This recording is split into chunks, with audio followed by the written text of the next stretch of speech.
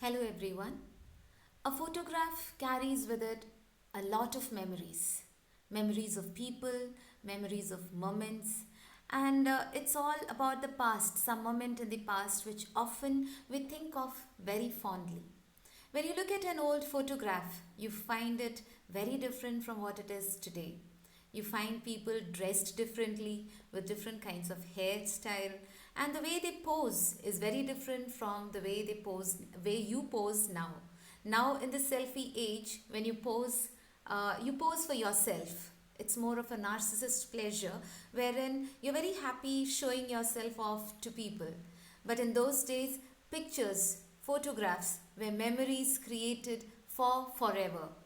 And these pictures, if you look at it, they were very old ones. Like if you look at pictures of your parents' childhood pictures or your grandparents' pictures, you'll find them kept in put in cardboards. Right? You can see this picture here. It's on a cardboard. And although their technology was much limited as compared to now, we find that those pictures had a lot of value. They still have.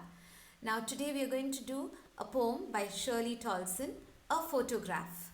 Before we begin the poem, let's talk about the poet. Shirley Tolson was born in 1924 and died at the age of 94. She is a British poet, teacher, journalist, and editor. She has written several books on social history of countryside. Uh, before we begin any poem, it's always important that we talk about the literary devices used in the poems. Now, why do we need literary devices? Literary devices, to explain it simply, is when you go out, you can just comb your hair. That is one way. You have combed your hair. Another one is you do something with your hair. You put some clips or you make some kind of haircut or you apply gel or some kind of styling of your hair. Why do you do that? It gives you satisfaction because you're achieving an artistic end, and the person who looks at you, that person also feels good. Now, literary devices in the same way are devices used by the writer to achieve artistic ends, and these devices help the reader to understand and appreciate the literary text better. Today we are going to discuss four literary devices. The first one is alliteration. This is very interesting. Alliteration actually gives a rhythm to the poem. The poem that we are going to do, it's in blank verse. It does not have rhyme. So alliteration helps to give it a kind of rhythm, a musical tone. Alliteration is the repetition of the initial sound of several words in a line. Look at the examples here. Come and clean your class. What is the sound that is being repeated? K. Come and clean your class. The same way, the big bad bear, the burr sound. Go and gather green grass. Alliteration. Can you feel that? Now the next one is transferred epithet. Transferred epithet is a description that refers to a character or event but is used to describe a different situation or character. Let me put it simply. You want to put a particular characteristics of something, but then you apply it to another thing. One thing is what you're trying to describe, but that describing word is used for another thing. For example, cruel bars. You are put in jail, okay, for no fault of yours. So it's the cruelty of the people who have put you into behind bars. Now, when you say cruel bars, what do you mean? You don't mean the bars are cruel. You mean the people are cruel.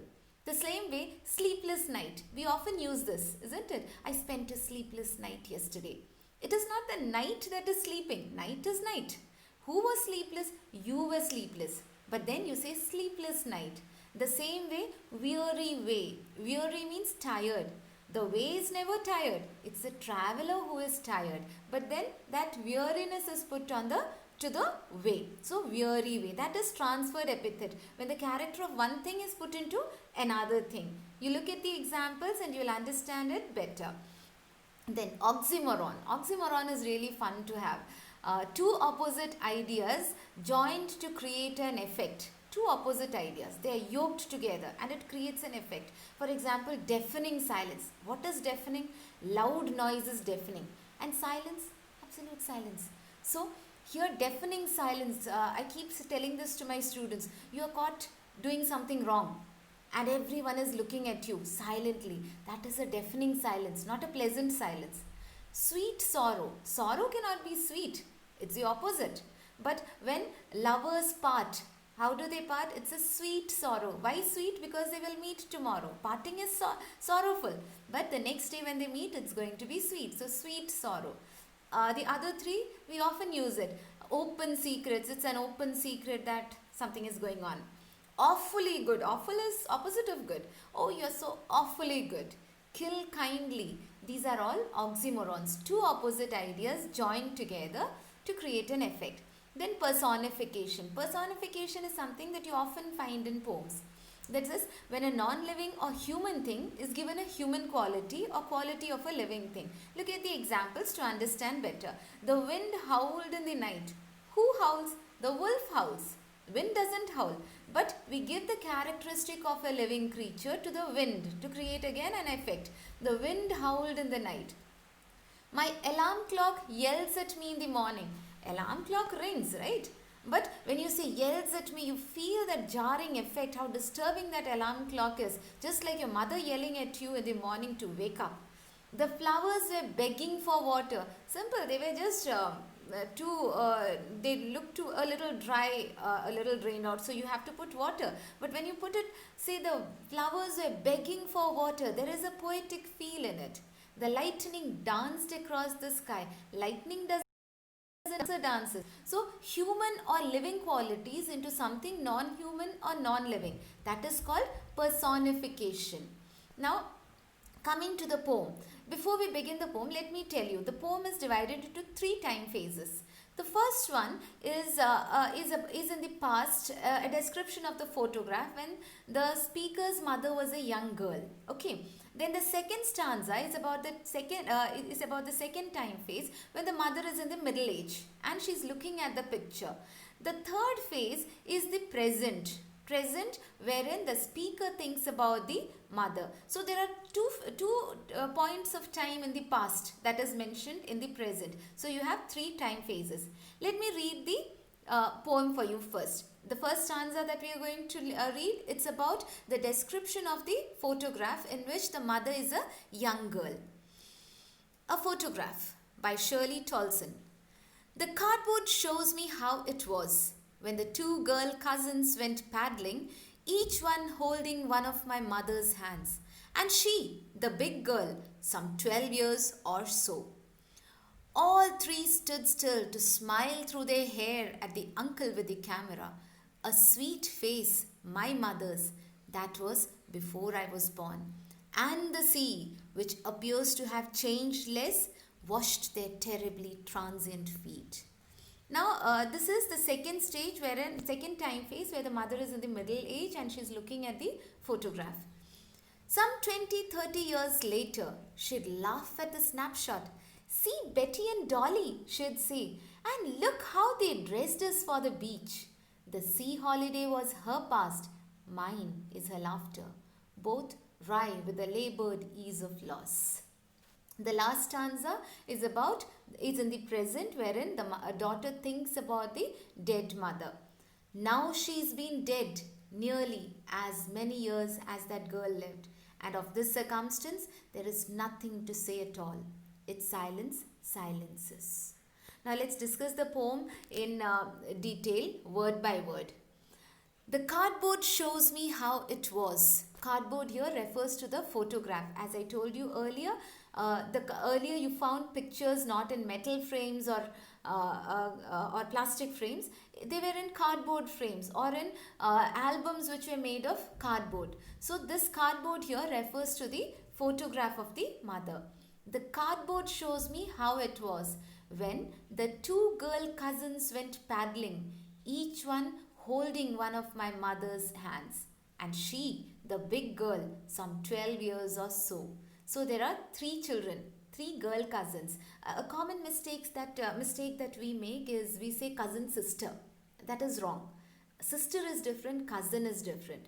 When you have to mention what kind of cousin, you'll say male cousin, female cousin, or like it's mentioned here, girl cousin, boy cousin. Okay. So three children, three cousins, girl cousins, went to the beach for a picnic. And who is the eldest one? The mother, that is the speaker's mother. She's 12 years old, and the two younger cousins, they are holding her hands. They are posing for the picture. All three stood still to smile through their hair at the uncle with the camera. So all three of them are posing for the camera. It's windy, the hair is coming into their face, and they're smiling at the uncle who's behind the camera clicking. Here you find alliteration. We mentioned alliteration, right? All three stood still to smile. Stood still to smile. That is alliteration. Now, a sweet face, my mother's, that was before I was born. Till now, you'll find everything is very pleasant. The poem paints a very pleasant picture. The speaker realizes or thinks that before she was born, when the mother was a young girl, she had a very sweet face, very pretty face. And everything changes when the child is born. When you enter marriage, you enter motherhood, there is a lot of responsibilities that come with all these institutions, and the woman changes. But as I said, there is an ominous kind of thing at the ending of each stanza. Till now, everything was pleasant. That was before I was born. And the sea, which appears to have changed less, washed their terribly transient feet. See, terribly transient feet. Again, alliteration. So, what has not changed? Sea has not changed. It has hardly changed. Okay, and that doesn't seem very pleasant. While my mother has changed so much, the sea hasn't changed. And the sea, which appears to have changed less, washed their terribly transient feet. Now, what is terribly transient feet? Transferred epithet. It's also alliteration. You can find alliteration here. It's also transferred epithet, because what transient means changing. Okay, it's not the feet that is changing. It's the entire human being, not just the mother, the cousins. Everyone is changing. All the human beings are changing. So it's human beings. The change in human beings is mentioned only to the feet here. So that is a transferred epithet. Okay, and it washed their terribly transient feet. Now we'll move on to the next stanza, wherein it's about 20-30 years later, when the mother is almost in her middle age, and she looks back at the photograph along with her daughter, and very nostalgically she thinks about that picnic at the beach. Some 20-30 years later, she'd laugh at the snapshot. See Betty and Dolly, she'd say, and look how they dressed us for the beach. So she's so happy. 20-30 years ago, when her life is very different now, she looks back very fondly at that sea holiday. And she's laughing at how they dressed them, because perhaps they didn't wear the kind of clothes that you wear when you go for a picnic or when you go to the sea. So she was laughing at that very happily. And then the sea holiday was her past, mine is her laughter, both wry with the labored ease of loss. Again, see, there is that ominous kind of dry kind of tone towards the end. What is it? The sea holiday was her past. She can never get it back again. She can never be a young girl again. She'll never be carefree like she used to be then. Everything has changed. And what has changed for the speaker?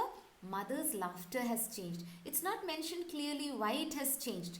You get a clear picture of why it has changed in the next stanza. And both the changes, both people, mother and the daughter, both wry with the labored ease of loss. Labored ease is again oxymoron. We had discussed it earlier. Two opposite ideas brought together to create an effect. Labored is something wherein you need to put in a lot of effort, difficult. Ease, something that is done comfortably. So labored ease is an oxymoron. And what is the labored ease here? Ease here, the loss. The way you get used to a loss, any kind of loss. For the mother, it was her childhood. You cannot sit in your middle age and say, I want to be a child again. Not possible. And you don't want to also. You just think about it. You just know it's over. You just remember it fondly. You think about death. You think about whatever comes to your way, whatever difficult situation, whatever loss. You have to get adjusted to it. It might be difficult, but then everyone does it. That is why labored ease of loss. The last stanza, now she's been dead nearly as many years as that girl lived. How old was that girl there? 12 years. So now she has been dead for 12 years now. And of this circumstance is the circumstance in which there is no mother. Mother is dead. And of this circumstance, there is nothing to say at all. It's silence, silences. Personification. Silence, silences. Isn't it? Someone is silencing you. That's a person silencing you. But here, what is it? It's a non-living thing. Right? Silence is silencing. So, she says that the mother has been dead for 12 years now. And now, about this circumstance, she can say nothing. When there is no mother, she has nothing to say about it. Death is inevitable. Everyone has to die, even if it's your mother. Has to die. You have to accept that fact. So, there is nothing to say about this circumstance. It's silence, silences.